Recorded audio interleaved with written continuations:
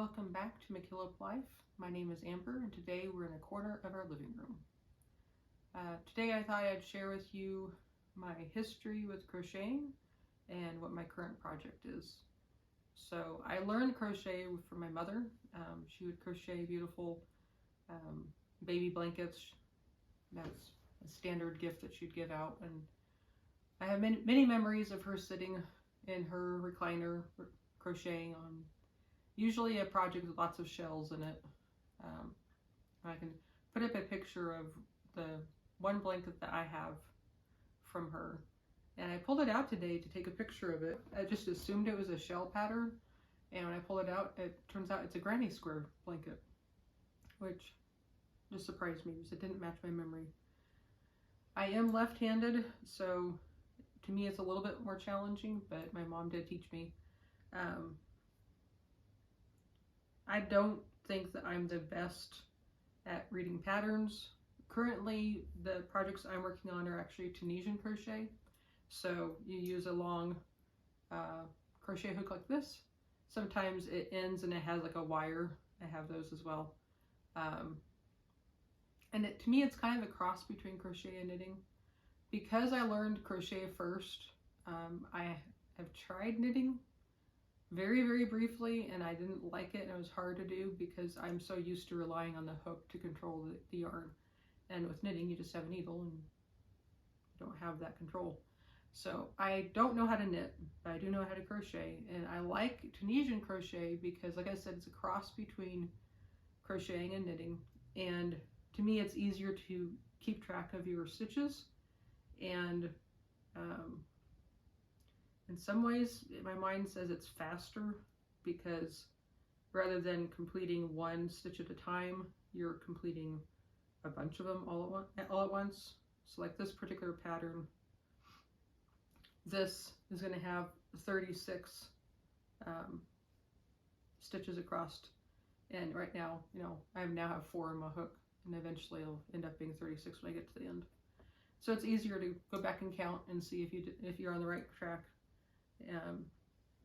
Although with Tunisian crochet, I find that the patterns tend to curl, but it makes a beautiful fabric at the end of the day. So, like I said, I learned crochet from my mom, and I think I dabbled in it a little bit growing up, but I really fell in love with it in college. I needed something to do, and so I started making big old blankets, like probably queen size blankets or full size blankets, and just a very simple blanket. It was just a bunch of triple crochets, and I just told myself I'm doing this to enjoy myself and to eventually use a blanket, and I refuse to lay it down on the ground and make sure it's a perfect square or rectangle or whatever. And so I made these big blankets. And I had that for many years, and after that I started crocheting again when I was in Arizona, so probably about a decade or so later. And I think one of the first ones I was working on was a blanket to cover a big dog kennel I had, and it's the same kind of thing. It was just a bunch of triple crochets, and had a pretty pattern, and those 2 blankets stayed with me for a long time.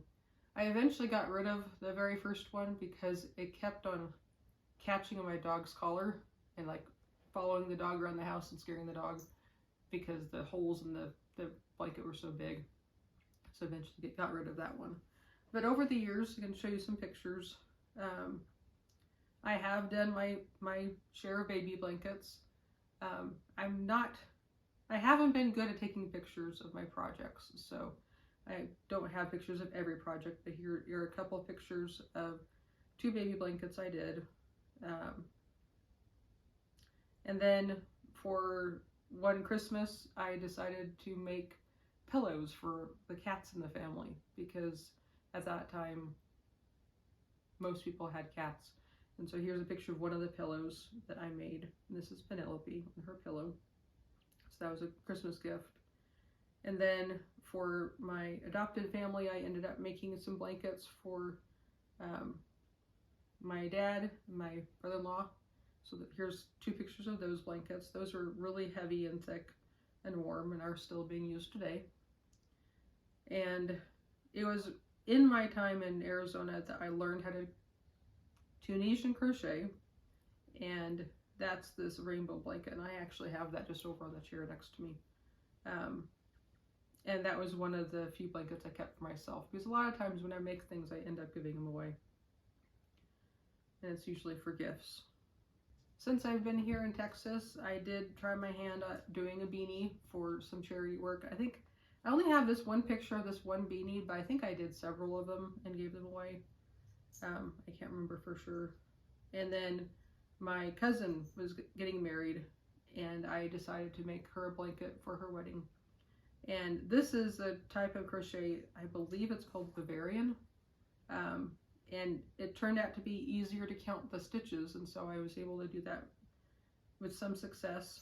And then when I was going through trying to collect pictures of all the crochet projects I did, I found another baby blanket I've made and I haven't given away yet, and I was surprised. I didn't remember making it, but I know I made it because I have all that yarn. I have remnants of that yarn I used, and it's the same pattern of the blanket that I made my cousin. So that was a baby blanket. And then most recently for this Christmas, I decided once again to make a beanie as a gift. So that's a picture of it. It's a very unique beanie. I hope the person ends up liking it. And I don't have pictures of them, but another project I've done is made little washcloths like this. This is just crochet. But once again, like I said, it's hard for me to make them consistent in size and everything, and have the right count. So this is the project that I learned that trick from the YouTube tutorial. And so here she's saying just put a stitch marker at the end of each row, so you know that that is the end of the row, and it makes it easier to be consistent. I think it's working. You know, so far on this one, it looks like the size is consistent throughout. So that's very, very helpful. And if I continue making videos like this about crochet, I'll definitely link to the tutorials I find very helpful. I don't know if I'll end up doing crochet tutorials because there's so many people out there who have already done it and done it well. With crafts and art and hobbies like this, I tend to go in and out of seasons of doing it. I can't explain it, and it bothers me because I'd like to be consistent in it and have skills that are growing and not just be putting them aside all the time. But I hadn't been crocheting. I think I hadn't crocheted anything since that blanket I made for my cousin, and that was probably 2 years or so ago, several years ago. But in the last month or more, I've been feeling the itch to crochet again come back. And when I got sick recently and was stuck in bed, it was a perfect excuse to start a crochet project. So I first pulled out the washcloth project and got frustrated because I couldn't get the square right and the counts right. And then I pulled out some random yarn and started playing around with Tunisian crochet again. And I came up with the idea of making a scarf as a gift. So here's a picture of that. And then it's kind of funny shaped because Tunisian crochet, the size of the fabric at the end can drastically change depending on the stitch. So like the ends of the stitch are, I believe it's called a diagonal lattice. And then the middle is called a full stitch. And that's the size difference between the middle and the ends are just kind of silly. But I just made it consistent on both sides and figure it's beautiful, and hopefully she'll enjoy it. So that's a gift I made. So now that brings us up to my current project, which is going to be a blanket made out of squares of Tunisian crochet, showing off different stitches. So it's a sampler blanket. And so far, I can show you the squares I finished. So in this clip, you can see there's 4 different squares. And once again, you can see the size variance is quite large. I wanted them to all be 12 inch by 12 inch.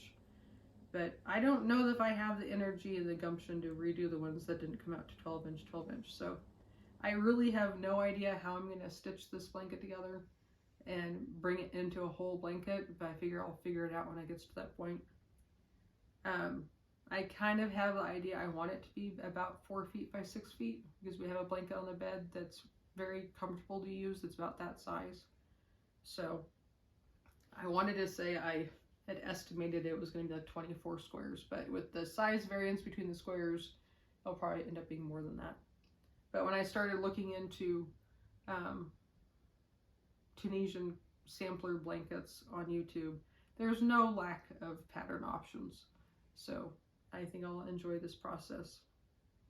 So far I've completed the 4 squares, and this is my 5th square I'm working on, and this one is called a smock pattern. And I'm still not convinced I'm doing it right, because it's kind of a diagonal and diagonal, so some things I think isn't right, but I'm enjoying it. And with these particular ones, the way I'm finding out if I'm square is just taking the 2 edges and lining them up. So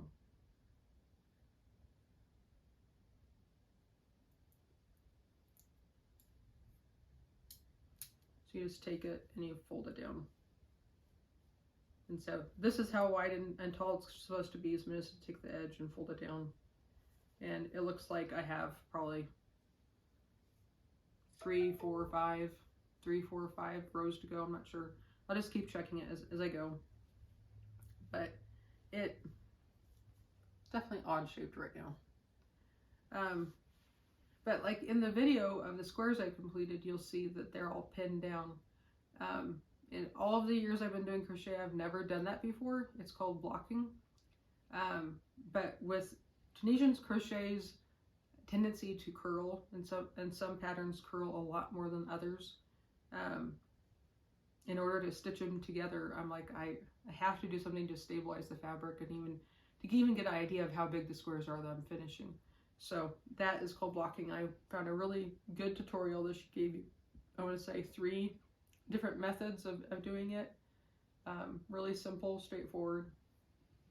And like for the scarf I made, because I was sick when I was making it, I'm like, okay, this gift I'm definitely going to wash before I give it away. But when you wash, crochet can become distorted. So that was my first try at blocking, and it turned out well. You know, you can't necessarily change the shape of the fabric very much because the middle is so wide and the end so narrow. Because if you pull it too much, when you undo it, it's just going to bounce back. But at least I was able to make the size consistent, if that makes sense. So those squares that I have blocked right now are actually dry, so I think I'm going to go and unblock a couple of them and then see if they go back to being curled. So here we are. So I'm going to go ahead and unpin these squares. Like I said, they were rolled up like a scroll, and it was very hard to see. So what I did for these was, with them dry, I went ahead and pinned them down, and then to help the fabric or the yarn relax and stay in this shape, I sprayed it down with a spray bottle. I started out with a steam from my iron, and I just thought it wasn't wet enough to make a difference. I didn't want it to be all this effort, then pull it out and it's springy again. Might still curl, but hopefully this will be easier to work with in the end.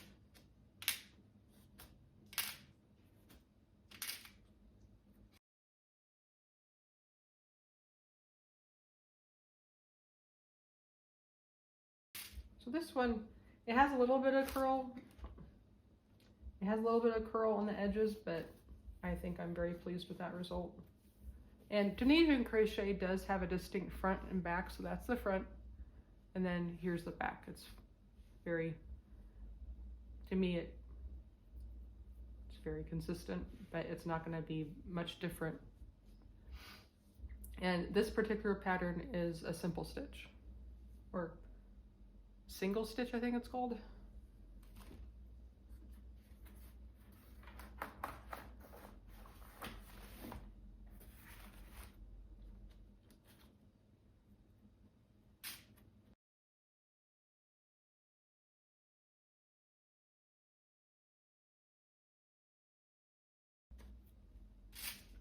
So this one has basically no curl.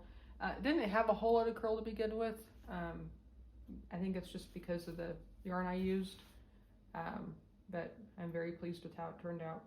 And this particular stitch is called a knit stitch, so it mimics knit. And once again, the back, you know, it is different than this one, but it's a very consistent look. Just to compare, I think it's similar size, but not quite. So like I said, I have no clue how I'm going to join all this together. Probably make up the difference by extra borders between things, I'm not sure.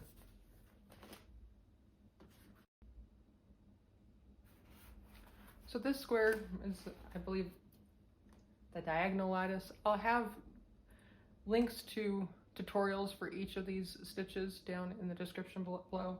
And also every video I'm trying to include chapter markers so that if you're interested in one part of the video but not the other, you can easily move to what you're interested in. And believe it or not, this was this size. It's the same size as this one, but because of the tension of this pattern, it shrunk down. And I just didn't feel like pulling it all out and starting over again to try to get the right size. Maybe at the end of this project, if I'm frustrated by all the different sizes, I might end up redoing some things, but I'm really hoping there's a way that I can just work around the size differences. I guess it all goes back to my distinct dislike of counting stitches. Even though with Tunisian crochet it's easier, but like with this, having the same stitch count won't make a difference in terms of the end size because of what each pattern does to the yarn. So I don't know. This is definitely a work in progress. I'm just flying by the seat of the pants and learning as I go. I'm enjoying learning the different stitches. Just enjoying the process and hoping that by the end it'll turn out to be a good product. I guess, if nothing else, I have a lot of very large washcloths, which, like I said, I don't like this size for a washcloth. You know, this size is okay, but this is wonderful. This one was the one that was curling a lot, so this is wonderful to see it nice and flat. And so for the last one, this one is actually called a full stitch, or I think someone said it's also called a goblin stitch. And like the scarf I did, the ends were the lattice, because I thought, wow, that's really pretty. I like it so much. I want to do a whole scarf out of it. And it's a very intense pattern to do. And I got tired. So then I decided the end was this. Then I have a couple stripes of single. And then the bulk of it was actually this full stitch. And the full stitch is so easy to do. You can basically do it just by feeling, because you're feeling the spaces. You're not actually looking at the different specific yarns to go around. You're actually working in the spaces, so it's so much easier and so much faster to do. So like 50% of the scarf was the full stitch. I really enjoyed it. But you can see it's even now curling quite a bit.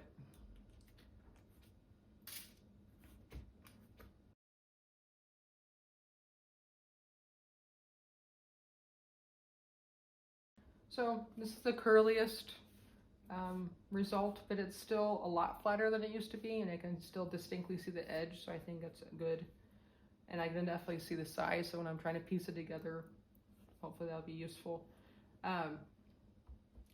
When I did the scarf, it might have started curly, but when it got into the whole project, it wasn't curly at all. So I'm thinking this is just temporary. So here are the 4 I've completed. And let me show you the first blanket I made. So here's the rainbow blanket. Out of all the crocheting I did, this one got loved on and used the most while it was being made. My dogs and my cats loved it and were always on it and in it when I was in the middle of working on it. It was kind of funny. But this was entirely done with a single stitch because that's all I really cared to know about. It's edged, you know, with just traditional crochet. And I can't even remember exactly how I did this bubble thing in between. I don't think it has anything to do with Tunisian crochet. It was just something I made up and came up with. But I think it turned out nice. But very warm, very thick. You know, all of this makes very dense fabric.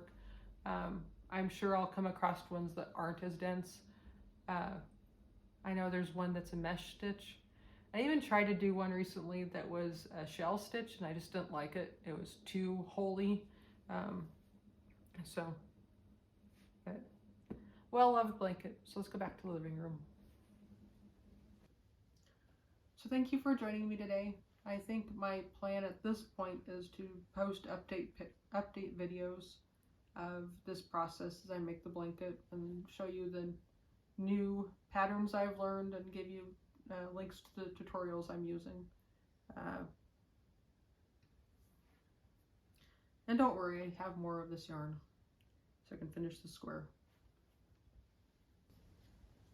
Please consider liking and subscribing. This is a new channel. Have a good day.